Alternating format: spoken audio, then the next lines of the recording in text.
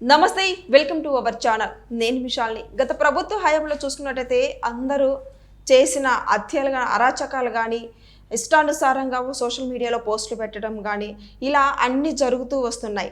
So ఇప్పుడు మాజీ మంత్రి కొడాలి నాని కూడా అరెస్టు అవుతాడా అవడా, దీనిపైన విశ్లేషించడానికి మనతో పాటు ఉన్నారు senior journalist doctor Kanakadurga Vadlamani గారు ఉన్నారు. వారిని అడిగి కొన్ని విషయాలు మనం తెలుసుకుందాం.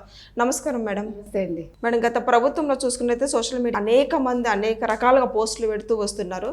సో అరెస్టులు జరగడం కూడా జరుగుతుంది. సో ఇప్పుడు రీసెంట్గా మాజీ మంత్రి నానిని కూడా అరెస్ట్ తప్పదంటారా, అరెస్టు చేస్తారా లేదా అనే దీని మీద మీరు ఏమంటారు? అంటే ఇవాళ యాక్చువల్గా కొడాలి నాని అనుచరులు ఒక 9 అరెస్ట్ అయ్యారు. ఎందుకు అరెస్ట్ చేశారు? వాళ్ళు గతంలో టీడీపీ ఎమ్మెల్యే రావి వెంకటేశ్వరరావు బట్టల దుకాణం మీద పెట్రోల్ పోసి తగలబెట్టారు కదా. సో అప్పుడే పలు సెక్షన్ల కింద వాళ్ళ మీద కేసులు నమోదయ్యాయి. ముఖ్యంగా కాళీ అని ఆయన ప్రధాన అనుచరుడు, ఎవరికి, కొడాలి నానికి, అతని మీద కూడా కేసు నమోదైంది. కానీ ఆయన పరారీలో ఉన్నాడు. ఈ 9 అయితే ఇవాళ అరెస్ట్ చేయడం జరిగింది. అయితే ఇది అసలు ఇప్పుడు మీరు చూసుకుంటే కనుకైతే వైసీపీ హయాంలో చాలా జరిగాయి. మనకు తెలిసి అట్రాసిటీస్ ఎన్ని జరిగాయో, ఒక చంద్రబాబు నాయుడు గారి ఇంటి మీద కావచ్చు దాడి, తర్వాత మంగళగిరి మన తెలుగుదేశం ప్రధాన కార్యాలయం మీద దాడి కావచ్చు. ఇవి కాకుండా వ్యక్తిగతంగా చంద్రబాబు నాయుడు గారిని అరెస్ట్ చేయడం, 53 రోజులు జైల్లో పెట్టడం అన్యాయంగా, తర్వాత లోకేష్ గారి పొగళ్ళం పాదయాత్రకి అడుగడుగున ఆటంకాలు కల్పించటం, అప్పుడు కొత్తగా ఒక సెక్షన్ ఇంట్రడ్యూస్ చేయాలనుకోవడం, మళ్ళీ దాన్ని వాళ్ళు క్యాన్సిల్ చేసుకోవడం జరిగిందనుకోండి. ఏది ఏమైనా కూడా తెలుగుదేశానికి సంబంధించి నాయకులు కావచ్చు, కార్యకర్తలు కావచ్చు, మిగతా వాళ్ళందరినీ కూడా వాళ్ళు వివిధ రకాలుగా వేధించడం జరిగింది. సో ఆ వేధింపులకి ఇవాళ ఒక ముగింపు కనిపిస్తుంది మనకి.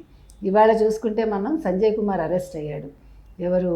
ఐపీఎస్ సంజయ్ కుమార్, సిఐడి అధిపతి. కాబట్టి సిఐడి అధిపతి ఎవరు? సంజయ్ కుమార్ ఇవాళ సస్పెండ్ అయ్యాడు.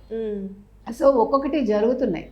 ఎప్పుడైతే పవన్ కళ్యాణ్ గారు ఆగ్రహం చెందారో తన పిల్లల మీద వచ్చిన సోషల్ మీడియాలో వచ్చిన పోస్టుల మీద, సోషల్ మీడియాకు సంబంధించి ఒక్కొక్కళ్ళు అరెస్ట్ అవుతూ వస్తుంది. జరగాలండి. ఇప్పుడు ఈ అరెస్టులు చూసాకే రోజా భయపడింది, ఒక శ్రీరెడ్డి భయపడి క్షమాపణలు చెప్పింది, ఒక పోసాని రాజకీయాలకి గుడ్ బై చెప్పాడు భయపడి, తర్వాత రామ్ గోపాల్ వర్మ భయపడిపోయి మనిషి దొరకకుండా పారిపోయి ముందస్తు బెయిల్ వచ్చాక బయటకు వచ్చాడు. అందరూ కూడా ఒక్కొక్కళ్ళు మీరు తీసుకుంటే అరెస్ట్ అనే భయం వాళ్ళలో వచ్చింది, జైలు అంటే భయం వచ్చింది. అంటే రెడ్ బుక్ ఓపెన్ అయింది. రెడ్ బుక్ ఎవరిది? మన లోకేష్ గారిది. 3 నెలలు ఆయన ఏమీ రెడ్ బుక్ ఓపెన్ చేయలే. 4వ నెల నుంచి ఓపెన్ చేసి ఇంకా 8 రోజులు అయితే ఇప్పుడు 6 నెలలు అవుతుంది. సో 3 నెలల్లో కొంచెం భయం తీసుకొచ్చాడు ఆయన. ఇది సరిపోదండి, ఇది అస్సలు సరిపోదు. జైల్లో పెడితేనే బుద్ధి వస్తుంది. వాళ్ళకి భయం రావాలి. వాళ్ళని సస్పెండ్ చేసేసో లేకపోతే వాళ్ళకి నోటీసులు ఇచ్చేసో కుదరదు.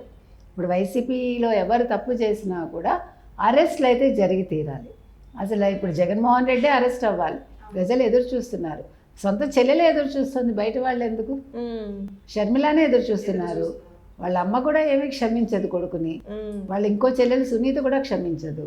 కాబట్టి ఇవాళ నిన్న మనం చూసుకున్నాం జగన్మోహన్ రెడ్డి. సో ఏదేమైనా ఇవాళ జగన్మోహన్ రెడ్డి భయపడినా లేదు, మరొకళ్ళు భయపడినా అందరూ భయపడుతున్నారు. ఇప్పుడు సోషల్ మీడియాకి సంబంధించి కూడా మనకి చూస్తున్నాం మనం ఏం జరుగుతున్నాయో, ఎట్లా రియాక్ట్ అవుతుందో తెలుగుదేశం కూటమి. అది జరగాలండి. ఎవరికైనా కూడా తప్పు చేస్తే శిక్ష పడుతుంది అనేది రావాలి వాళ్ళలో. అవును, అది రానంతసేపు వాళ్ళు ఫోన్లే ఏమీ జరగదు అనే ఒక ధీమాలో ఉంటారు. ఫస్ట్ 3 నెలలు కూడా వైసీపీ వాళ్ళు అదే కదా అనుకున్నారు. ఏముందిలే ఇంక మన జోలికి రారు, ఏం జరుగుతుంది అనుకున్నారు. కానీ ఏం జరగదో వాళ్ళకి జరిపించి చూపించింది తెలుగుదేశం కూటమి. ఇప్పుడు ఎవరినైనా సరే ఈడ్చుకొస్తామని పవన్ కళ్యాణ్ కూడా చెప్తున్నారు కదా. చంద్రబాబు నాయుడు గారు కూడా ఏ ఒక్కరిని వదిలే ప్రసక్తి లేదు అని చెప్పారు. ఇంకా అసలు లోకేష్ అయితే చెప్పక్కర్లేదు.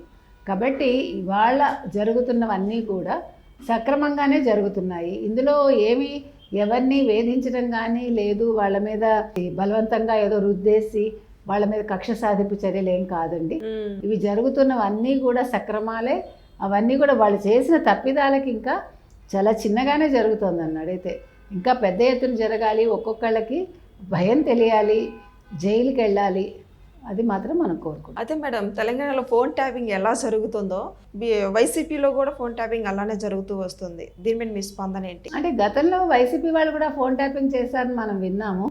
దానికి సంబంధించి కూడా కొంత కదలిక వచ్చింది, కానీ అది సరిపోదు. ఇప్పుడు దాని మీద కూడా ప్రస్తుత ప్రభుత్వం ఏదైతే ఉందో, కూటమి ప్రభుత్వం ఆంధ్రప్రదేశ్లో, వాళ్ళు దృష్టి పెట్టాలండి. ఫోన్ ట్యాపింగ్ ఇక్కడ తెలంగాణలో ఎంత ప్రకంపనలు సృష్టించిందో ఆంధ్రాలో కూడా అంతే సృష్టించింది. కాకపోతే ఏంటంటే ఇక్కడ ఒక ప్రత్యేకంగా వీళ్ళు రేవంత్ రెడ్డి కోసం అక్కడ వాళ్ళ ఇంటి ముందే అంతా నిఘా ఏర్పాటు చేసి ఇవన్నీ చేశారు అప్పుడు. ఆ రకంగా మరి ఆంధ్రప్రదేశ్లో ఏం జరిగిందో మనకు తెలీదు. ఏది ఏమైనా కూడా ఒక ఫోన్ ట్యాపింగ్ అనే కాదండి, వాళ్ళు చేసిన భూదందాలు కావచ్చు, ఇసుక, మద్యం, తర్వాత ఖనిజాలు, ఈ దందాలన్నింటి మీద ప్రభుత్వం అయితే దృష్టి పెట్టింది. కొంతవరకు వాళ్ళు వాటికి ఒక చర్యలు అయితే తీసుకున్నారు.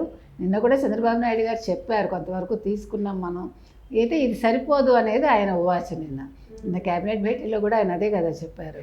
కాబట్టి వెళ్ళడం ఈ ప్రభుత్వం సక్రమంగానే వెళ్తోందండి. అదే కొంచెం స్పీడ్ పెంచితే బాగుంటుంది. అవును. Thank you madam. Thank you.